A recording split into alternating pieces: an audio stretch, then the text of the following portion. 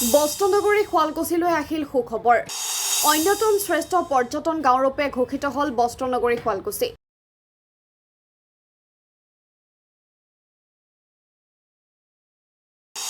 এই ঘোষণা কৰিছে কেন্দ্ৰীয় পৰ্যটন মন্ত্ৰালয়ে।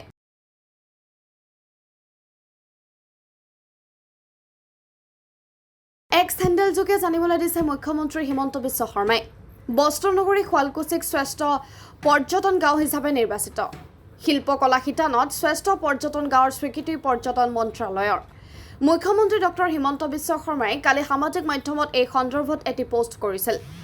শ্ৰেষ্ঠ পৰ্যটন গাঁও হিচাপে নিৰ্বাচিত কৰাত উৎফুল্লিত হৈ পৰিছে হাজোৰ শুৱালকুছিবাসী ৰাইজ।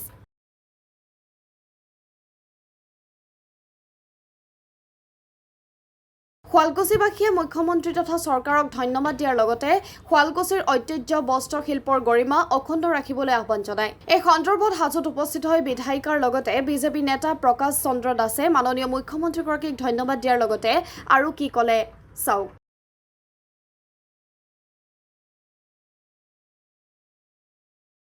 শুৱালকুছিৰ গৌৰৱ, হাজো শুৱালকুছি সমষ্টিৰ গৌৰৱ, এয়া ডক্টৰ হিমন্ত বিশ্ব শৰ্মাৰ গৌৰৱ আৰু অকণমান অংশীদাৰ আপোনালোকৰ হাজোবাসীৰ লগতে আমিও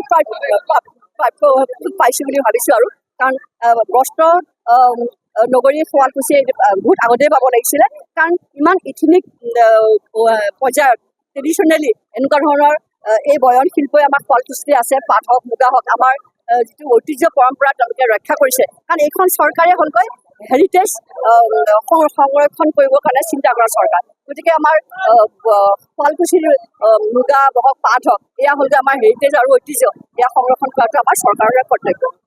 যোৱাকালি ভাৰত চৰকাৰৰ টুৰিজিম বিভাগে যিটো আমাক সন্মান দিলে শুৱালকুছিবাসীক, এই সন্মানটো লৈ আমি সমগ্ৰ শুৱালকুছিবাসী অতি গৌৰৱান্বিত।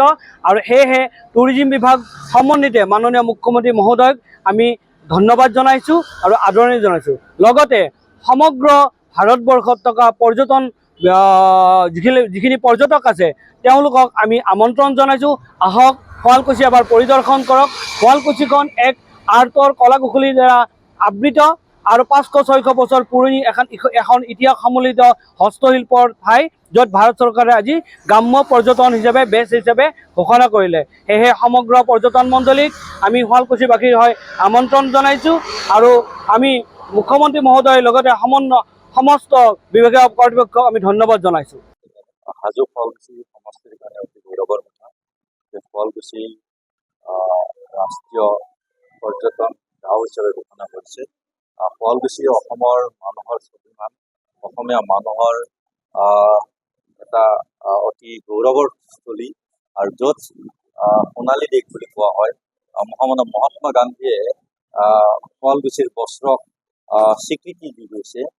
তেনেকুৱা এখন গাঁৱক ৰাষ্ট্ৰীয় পৰ্যটন গাঁও হিচাপে ঘোষণা কৰিছে। তাৰ কাৰণে আমি বিশেষভাৱে উৎফুল্লিত হৈছোঁ আৰু অসমৰ জনপ্ৰিয় মুখ্যমন্ত্ৰী মাননীয় ডক্টৰ হিমন্ত বিশ্ব শৰ্মাক আমি বিশেষভাৱে ধন্যবাদ জ্ঞাপন কৰিছোঁ যে ঐতিহ্যমণ্ডিত এই শুৱালকুছিক ৰাষ্ট্ৰীয় পৰ্যায়ত এখন পৰ্যটক গাঁও হিচাপে গঢ়ি তোলাৰ ক্ষেত্ৰত যি ঘোষণা, এই ঘোষণাই সমগ্ৰ হাজো শুৱালকুছি সমষ্টিবাসী ৰাইজক আজি উৎফুল্লিত কৰিছে।